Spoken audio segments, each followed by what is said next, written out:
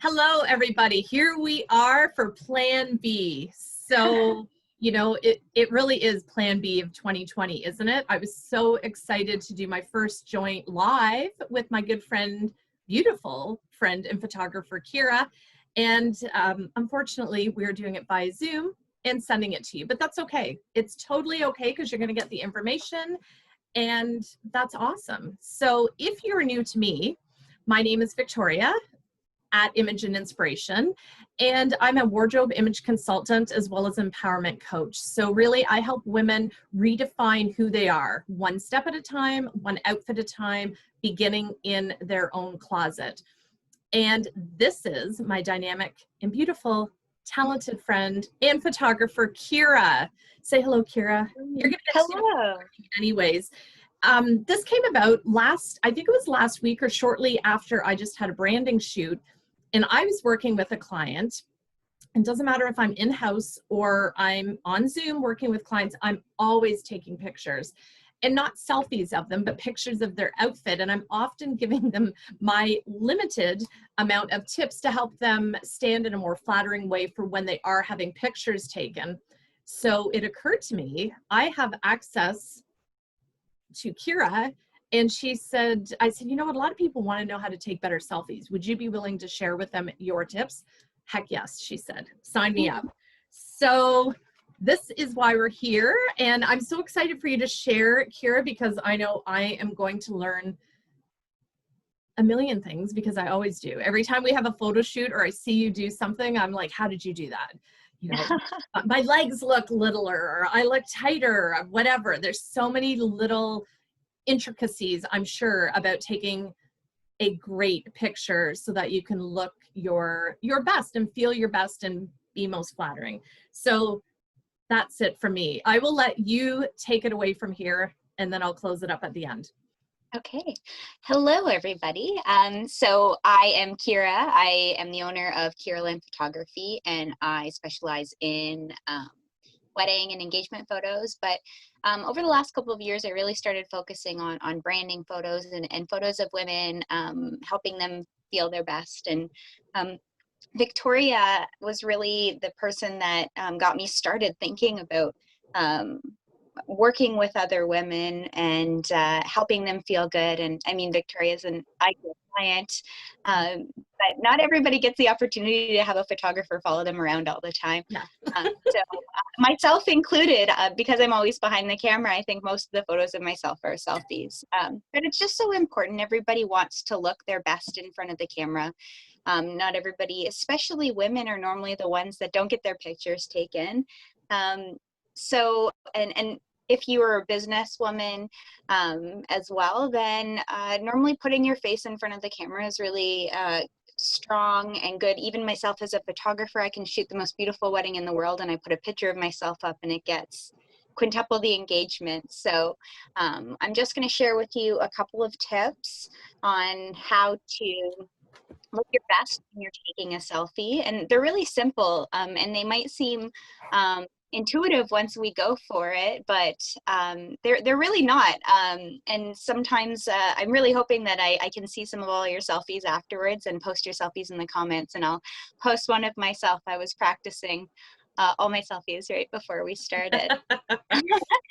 So the first tip that I'm going to give everybody is you're always going to want, when you're taking a selfie, to be looking up at the camera. So if you position your camera above you, I'm going to use this naked palette as an example. So you're going to want to hold your phone so that you're looking up at the camera. And that's because when the camera's looking down at you, it kind of hides the area of everybody's face that could look like, if you're shooting from below, it can look like you have a double chin, or might not be the most flattering angle. So that sort of avoids it. And it's also just a really flattering angle for your cheekbones and the angles of your face. So the second part to that is keeping the camera off to the side a little bit. So again, if you're looking at me right now straight on, and then if I turn my face slightly to the side, you can see it shows your jawline. It shows the contours of your face a little bit. better. So dead on, it makes your face look a little bit wider. And if you're able to look down and a little bit to the side, then that can really do a lot in terms of slimming out your face, or even not slimming out your face, but accentuating the natural angles. And Can I ask a question? Yeah, absolutely. So since we don't have an audience for questions, when you picked up your palette to pretend it was a phone, you had it going horizontal as opposed to vertical. Do you have a tip as to when you would hold it horizontal compared to vertical? Is when do you choose to do that? Okay. So I choose to hold my phone horizontal when I'm not necessarily the only focus in the picture. So if I'm with my girlfriends, or if I'm in front of like a beautiful scene, like I want the lake in behind me, then I'll hold my phone horizontally so that you can get more of the landscape. Also, if I don't love the top that I'm wearing, horizontal gives more of just this part of my face. And then vertical is also great if you want more of a full body shot, or if you want less of the background. So we'll talk a little bit in one of the other points about positioning your body, because sometimes when you're taking a selfie, let's say it's of an outfit, you're going to actually want your whole body in it, and we're going to talk about how to angle yourself a little bit to make that look great. So that is when you'd hold your phone in portrait. Perfect. Okay, thank you. So the second piece of advice, and probably the most important one that people don't realize, is finding your light. So I'm actually going to pick my camera up and I'm going to show you. So look at how terrible that looks. I'm washed out, there's sun streaming through. It's not that great. My eyes look dull, you can't even tell what color they are. But if I turn this way, you can see my highlighter is popping a little bit. My eyes, you can tell that they're green. If you throw a filter on top of that, that'll even pop. If you've got blue eyes or light colored eyes or even brown eyes, that really picks up the colors. So it never hurts to take a little bit of time to find your best light when you're trying to take a selfie. And I'm not gonna lie, I know right now in this video, I'm not necessarily using my best light, but that's just because I don't want to stare at a window for the but that was literally though night and day. Just doing that little turn, it made a massive difference. So yeah, that's super helpful for all of us, because I know even before we had cell phones, how often back in the days, you will not remember this, you're too young, how many of us took our film in to get developed, and we'd come back and we would be, is it called backlit or whatever, like you can't see us because we don't have the lighting correct. So that's a huge tip. Yeah. And something else that will help when you can't do it so much when you're indoors, but you'll see I just pulled my curtains across, and that's called diffusing the light, and that softens it up a little bit. So if you look at this, I've got this harsh light demarcation, and all I take is just a sheer curtain, or if I was really trying to get my selfie game strong, I could put something white, or I'd be beside a white wall that would reflect some of that light. But diffused light is really soft, really pretty. It almost acts like a pore minimizer too, so it softens out any lines. Harsh light. Yeah, like your skin looks ridiculously like smooth. It's gorgeous. It acts like a filter. Thank you. But yeah, it really does. The diffused light acts like a filter. It's like you put an extra layer of makeup on. Okay. Yeah. So the third point, which is something that a lot of people don't know, is how important your facial expression is in the selfie. I personally, the closed mouth smile in a selfie is a no-go for me. And not saying that I'm smiling in every selfie at all, but it's just not the most flattering look for most people. What's really flattering is if you take a breath and breathe out through your mouth with your lips slightly parted. So like you can practice it. Can we practice this? Because I've tried this and I think I look ridiculous every time I do it. So yes, practice with me and tell me how to do it. I always put my face to the side when I take a selfie because I like that angle. But if you were to take a selfie and I like this side better. And I'll shake my hair back. Hold on. Okay, now what do we do? So if you're gonna like take a breath. So it's very, very imperceivable. We're done? Yeah, that was it. It was simple. Okay, did I look goofy though? I didn't see myself. I'm looking at you. You looked very beautiful and seductive, and I think I probably looked a little goofy, but I'll practice this one. Okay. It really depends on the look you're going for. If you're going for a Kim K, like really No, sultry I'm not looking for selfie, Kim Kardashian. I'm looking for, you know, just sensual Victoria. How about that? I also find soft. when I smile, if I press my tongue to the back of my teeth, that also is like a good selfie look. Like, and it just, I don't know what it is. Just it works for me. I prefer to take my selfies smiling, just because I think that reflects my personality the best.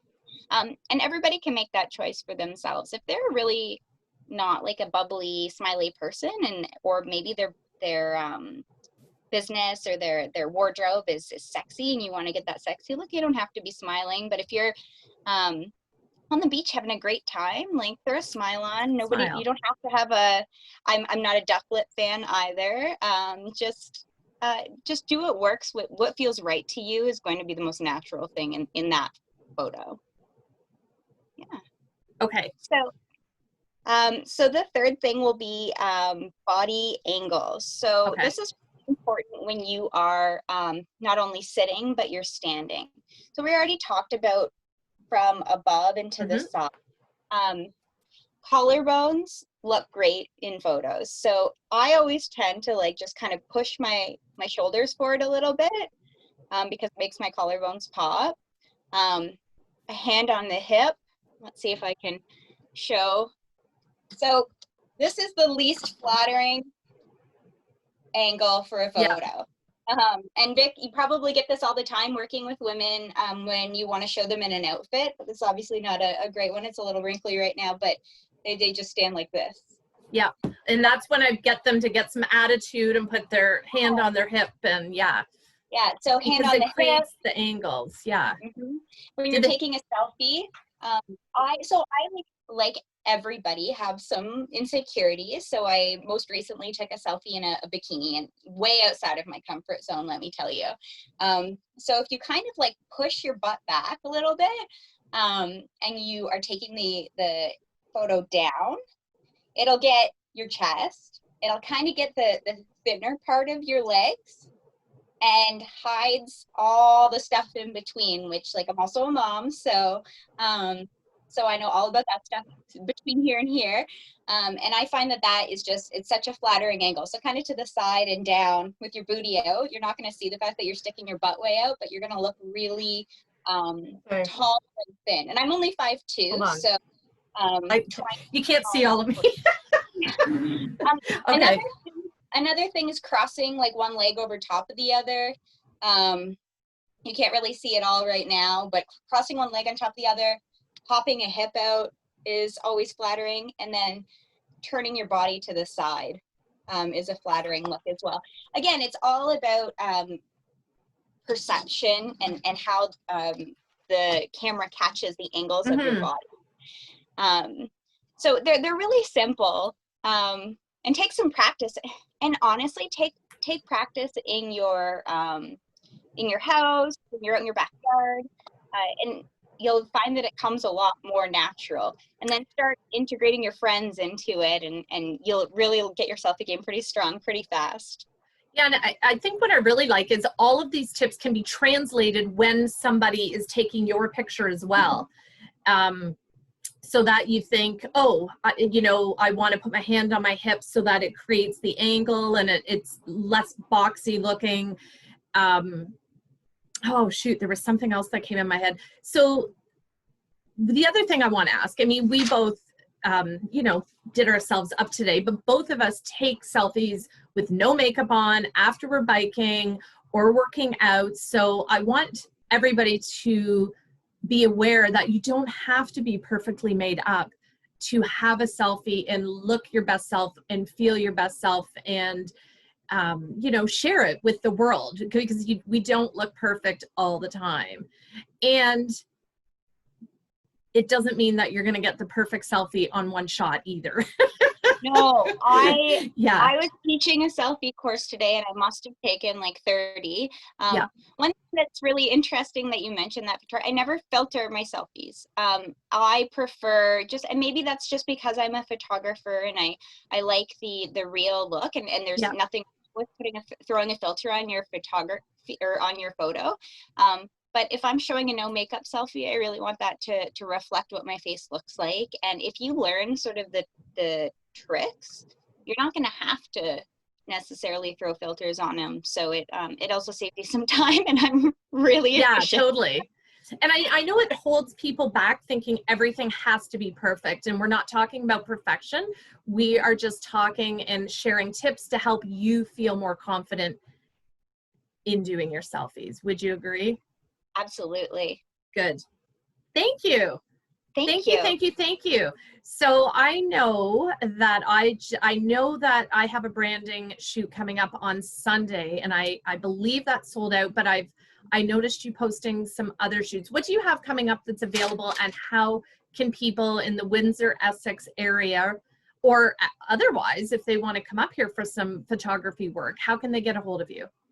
Well, certainly I'm available for branding sessions or personal photo shoots anytime. They can reach me at Kira at kiralinphotos.com, and we'll throw that link to my email address into my website, which is kiralinphotos.com. We can throw that right into the comment in the Zoom video.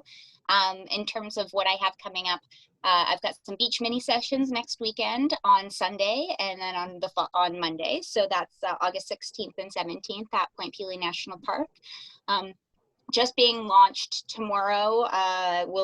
So I guess this is the first time I'm doing sunflower sessions. So sunflower field, which is going to be beautiful, and that'll be on September 4th. And then, like I said, full branding sessions or full, I find these are really great for like a birthday shoot. I just recently had a 1-year anniversary for myself, and I went out and got a photo shoot, and it felt great. And if anybody takes a look at my profile picture, I've been living my best life through the photos that I got. But yeah, so those are available at any time, and you can just shoot me an email or shoot me a message on Facebook, and I'm pretty responsive with that. And those are not just for solos, those could be for couples or families as well, or that's something they can talk to you about. Okay. Absolutely. Yeah. Good.